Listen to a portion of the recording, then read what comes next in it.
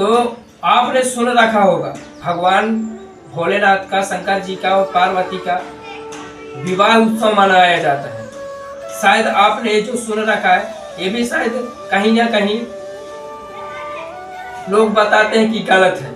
कुछ लोग बताते हैं कि इस दिन भगवान शंकर जी का प्राकट्य हुआ था इस ब्रह्मांड में। भगवान शंकर ने ब्रह्मा जी को और भगवान विष्णु को अपना स्वरूप या दर्शन दिया था। पुराण में लिखा है और बताते हैं कि विष्णु भगवान से शंकर जी प्रकट हुए, और शिव महापुराण में लिखा है और बताते हैं कि शिव महापुराण के अनुसार विष्णु भगवान प्रकट हुए, पैदा हुए।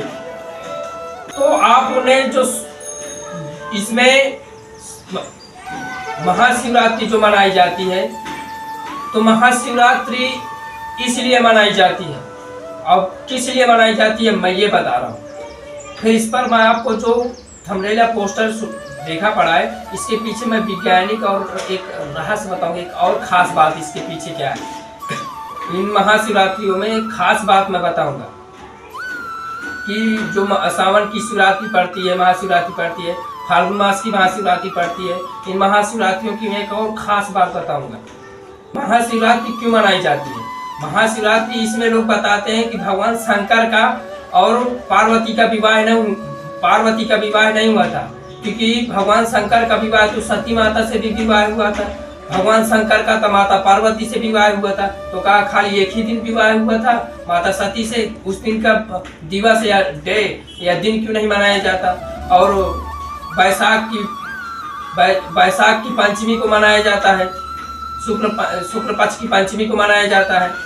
और भगवान शंकर अब कितने स्वरूप माता पार्वती धारण किया है, अब कितनी बार दिन मनाया जाएगा, अब सोचो। तो ये महाशिवरात्रि के पीछे कारण क्या है कि महाशिवरात्रि क्यों मनाई जाती है?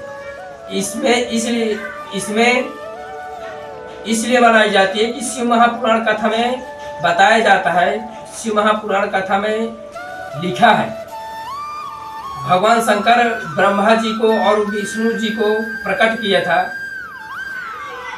तो एक अग्नि स्तंभ था, लिंग स्वरूप अग्नि स्तंभ था। उस अग्नि स्तंभ से एक दिव्य आवाज आई कि इसका छोर का पता लगाओ, इस अग्नि स्तंभ का एक छोर का पता लगाओ। मैं आपको एक शार्ट के हिसाब से बता रहा हूँ, छोटी स्टोरी और कहानी करके, क्योंकि ये स्टोरी और कथा बहुत बड़ी है।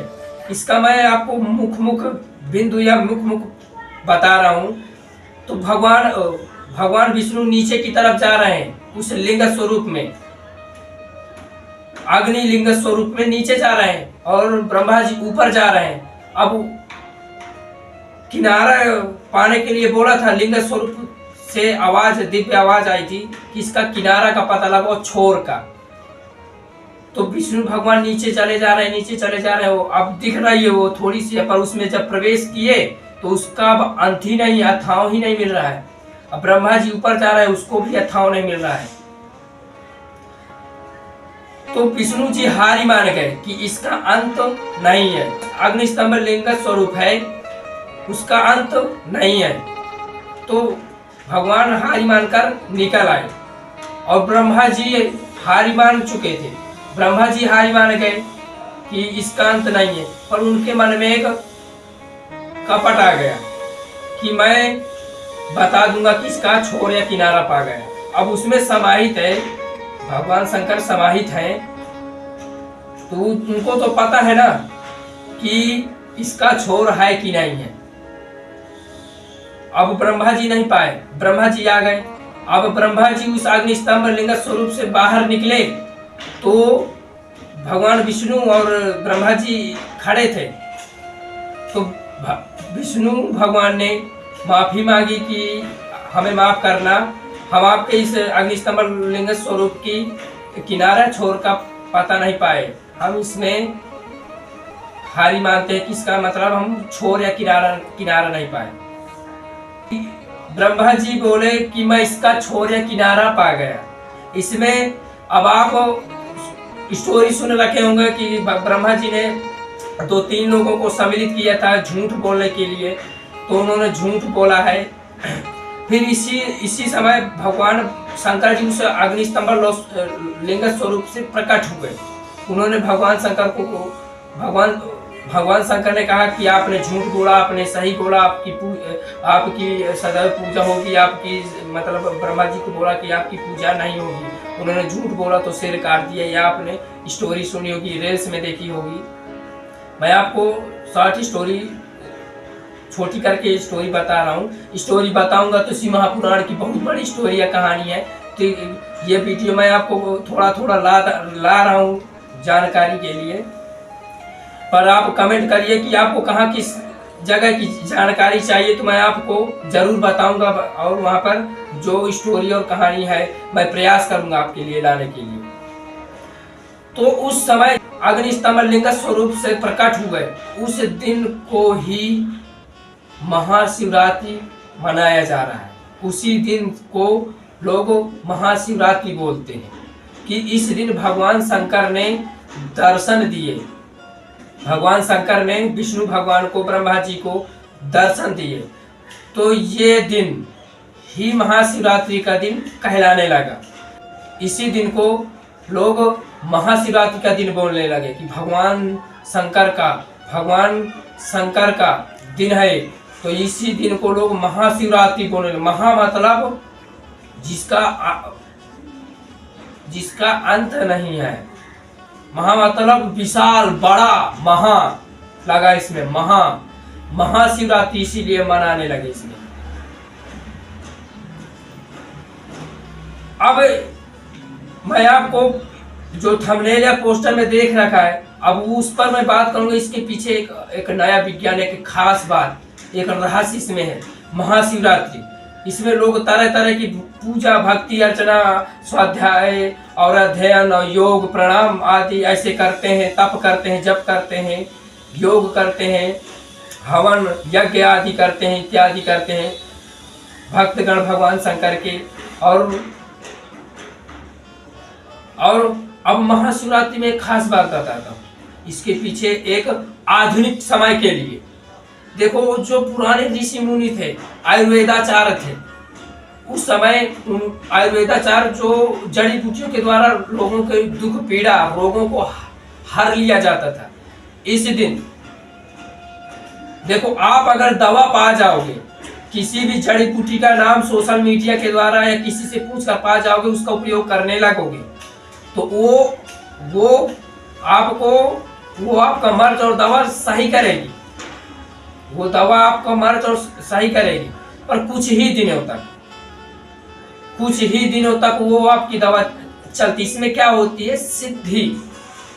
इन जड़ी बूटियों में सिद्धि होती है। इनमें पैसा रुपया नहीं लगता है भैया। किसमें पैसा रुपया लगता है? जब 1000 की एक गोली लाओ, तब मतलब वो गोली लाओगे या टेबलेट लाओगे, तब वो मर्ज सही होगा। वो खांसी जुकाम जो है शरीर की बीमारी, इसमें सिद्धि होती है। अगर सिद्धि, उस दवा को सिद्ध कर लिया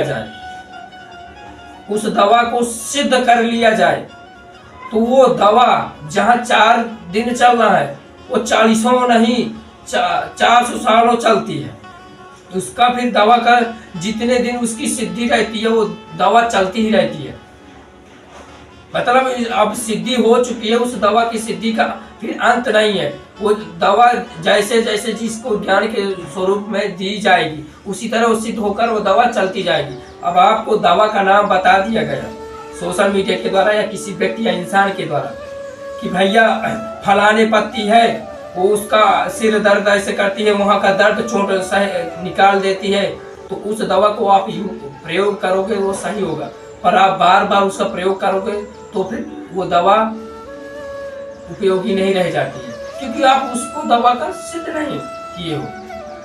अब ये एक अलग एक रहस्य और विज्ञान है। सिद्ध और एक अलग विज्ञान है। जैसे आज के समय में विज्ञान परीक्षण करता है, प्रैक्टिकल करता है अपने प्रयोगशाला में, उसी तरह ये दवा सिद्ध की जाती है। आज के समय में प्रूव करना, सिद्ध करना जिसे कहते हैं, प्रैक्टिकल करना, परीक्षण करना, इसी तरह आज के इसी तरह उन आयुर्वेदिक दवाओं को सिद्ध किया जाता है। और सिद्ध कब किया जाता है? सबसे ज्यादा दवा को महाशिवरात्रि के दिन ही सिद्ध किया जाता है। जो दवा ना लगती हो उसको महाशिवरात्रि के दिन सिद्ध करो, वो दवा अगले दिन काम करने लगेगी। जो दवा ना उपयोगी बनती हो वो दवा सावन की महाशिवरात्रि को सिद्ध करो, वो दवा कुछ दिनों बाद वो दवा अगले दिन से सिद्ध होना शुरू हो जाएगी, उसमें रोग दूर होना शुरू हो जाएगी, रोग खत्म होना शुरू हो जाएंगे। एक और दिन जिसमें बताया जाता है दीपावली। दीपावली के दिन ये सभी दवाएं सिद्ध की जाती है।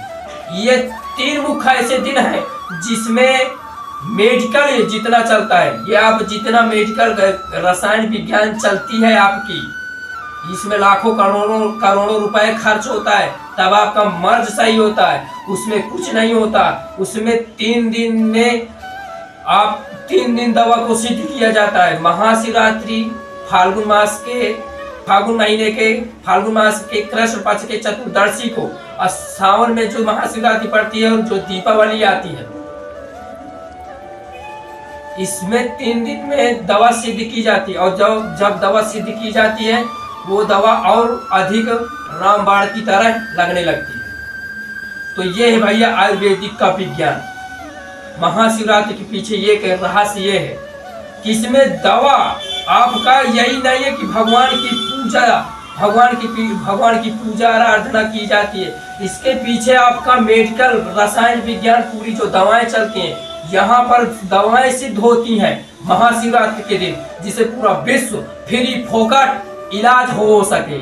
आप लाखों करोड़ों रुपए खर्च करोगे तब आपका इलाज मर्ज सही होता है। महाशिवरात्रि के दिन जो आयुर्वेदिक वैद्य हैं उस दिन उसको सिद्ध करके लोगों का दुख पीड़ा हारते हैं और फिर इलाज करते हैं। तो ये है अंग्रेज लोगों में और अपने भारत में अंतर। भारत फिर इलाज करता है, अंग्रेज लूटता है। भारत और विदेश में यही अंतर है। तो भैया अब आपको आया महाशिवरात्रि के पीछे का एक खास बात, एक वैज्ञानिक कारण, इसकी रहस्य बात ये है भैया सिद्ध करने वाली बात। अब ये बात अब ये दोनों बातें मैच कर लेना कि इसमें भी सिद्ध करना होता है, रसायन विज्ञान भौतिक विज्ञान में भी सिद्ध करो, गणित में भी सिद्ध करो, इधर भी चलती है भैया सिद्ध करना बात। आध्यात्मिक दृष्टि में भी सिद्ध करना होता है। पर आप जब अपने भारतीय इतिहास को ढूंढना प्रारंभ करोगे तब आपको उस विज्ञान की तरह सिद्ध करने की तरह आपको सनातन में भी सिद्ध करना आपको पता चल जाएगा कि कहां से क्या सिद्ध होता है। इधर भी सिद्ध होता है, यही नहीं है आज के समय में विज्ञान सिद्ध हो रहा है, हर जगह सिद्ध है, बिना सिद्ध के दुनिया ही नहीं है। इसीलिए लास्ट में नवरात्रि के दिन ये प्रकृति का नाम ही सिद्ध है, प्रकृति का नाम ही सिद्धिदात्री है, मतलब सब कुछ सिद्ध है। अब आप उसको उल्टा मान रहे हो तो भैया फिर अब आप ही जानो, क्योंकि बिना सिद्ध कुछ नहीं है। इसीलिए सब कुछ पूरा संसार का कार्य होने के बाद भगवती माँ आदि पराशक्ति का नाम ही सिद्धिदात्री पड़ा।